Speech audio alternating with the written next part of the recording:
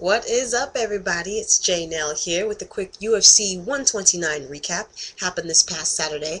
I said it would be a pretty good card, and I think it was. Let's get right into the main event, actually.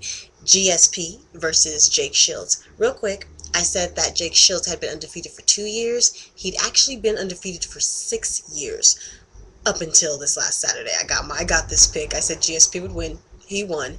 I also said that Jake would force him to fight more than he has in a long time, and I believe he did. It was stand up the entire 5 rounds, win all 5 rounds. GSP won all 5 rounds. He completely controlled the stand up game. He just outboxed him. Jake Shields could not get a hand on him. He got his arms wrapped around him like twice, got him up against the fence, but he could not take him down. He didn't even get him down to one knee, and Jake Shields, Brazilian Jiu-Jitsu from the Gracie camp, that's his world, the ground, and we never saw it. GSP took him down twice and then let him back up. That was it. So, completely ruled the stand-up game. However, the few shots that Jake Shields did land, definitely landed. I haven't seen GSP this busted up in a long time. He had 2 goose eggs, blood coming from the bridge of the nose. I don't think GSP has seen his blood in a long time. You could tell he was like, something's going on. But, so it was a pretty good fight. Both fighters were very cautious, very careful. You could tell they really respected each other. I believe they both had a lot of gas in the tank after the 5 rounds and probably could have won another 2 rounds. So I'd actually like to see them fight again.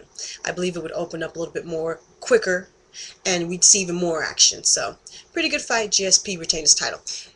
Co-main event was for the featherweight championship belt, and it was Jose Aldo, current champion, against Mark Hominick. Very good featherweight, both very good fighters, and this was a really good fight. For a lot of people, this was fight of the night. Me too. Battle. They battled the whole time, stand up, mostly stand up, on the ground as well, but mostly stand up. And Jose Aldo's, his Muay Thai, them knees, them elbows, are just as vicious as Anderson Silva. He trains with Anderson Silva, and boy, does his Muay Thai look like Anderson Silva. The elbows. He busted up a knot, or created a knot, on Mark Hominick's forehead that, I kid you not, was this big. This big. It was another head. Look at another head growing out of his head, okay? This eye swollen shut. This eye on its way to be swollen shut. He had a huge gash underneath the, I'm doing it the other way, a huge gash underneath his left eye. Busted his face up for 4 rounds. That 5th round, somehow Mark Hominick found like a 6th wind and completely dominated the 5th round because Jose Aldo gassed. It was clear that he gassed. He got on top and was landing clear shots to the face, shots that Jose wasn't even blocking because he had completely gassed. He relied solely on his 4-time world championship Brazilian Jiu-Jitsu background to get through that 5th round, because if it was any other fighter, I believe Mark would have come back and beat him in that 5th round. That's how much he dominated it. But he could not get past Jose's butterfly guard. It was like he had sticky wax paper on his feet or something. Plus, he kept holding the wrists, which is a technique I like too. And Mark could not get past his guard. Butterfly guard. He didn't even get one leg halfway over the butterfly. It was incredible. He just could not. So that's what got Jose through that 5th round, was that butterfly guard. But like I said, great fight. Very good fight. At the end, Mark Hominick, he's interviewing with Joe Rogan, and as he's talking, blood is literally coming out of the gash under his eye and running into his mouth, and he doesn't even wipe it. I mean, it was like true warrior fashion. Like, it was beautiful in that way, if you know what I'm talking about. So anyway, good fight. All right, next fight down, if you haven't heard already, Randy Couture, Lyoto Machida.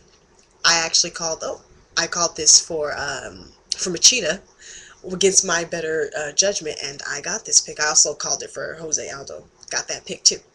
But called it for Machida, and wow, if you don't already know, 1st round, they're filling each other out, went back and forth. Randy got him against the fence a little bit. Lyoto was, he has his base is karate, and to me, you could just really see the karate in this fight. All of his shots were powerful, his kicks were powerful and straightforward, and that's how he knocked Randy the out. Straightforward kick to the face. We've seen 2 of these now in like the past year. Anderson Silva and now this one. Jaw. Straight kick. All jaw face. Poor Randy. If ever you were going to retire, this is a kick to retire on. And after the match, he did announce, he said that this was going to be his last fight. And I don't blame him. Because before the Machida, he's coming off of like 3 really big wins, and go out while you're on top. So thank you, Randy Couture, for everything you've done for us. And sorry you had to go out like that. But looks like Machida's back on track. We'll see how that goes. That 105 division is stacked. Stacked. Okay. Vladimir Matyushenko versus Brillz. And I was right about this one too. I said either it was going to end in the first minute with a quick knockout, or it could possibly be the most boring fight of the night. And it ended in the first round.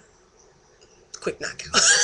It was vicious. Matyushenko caught Brillz with a 2-piece. First it was the right, and then he caught him with the left. The right stunned him, the left knocked him down, got on top, hit him about 3 good times, purely to the face, and the ref got right in there because Brillz his body went limp. Real quick, it was like he knocked him out, body went limp, and then with the next hit, kind of woke him back up, because after the fight, Jason was like, what happened? What happened? You got knocked out is what happened. So, Matyushenko, quick knockout within the first minute of the first round.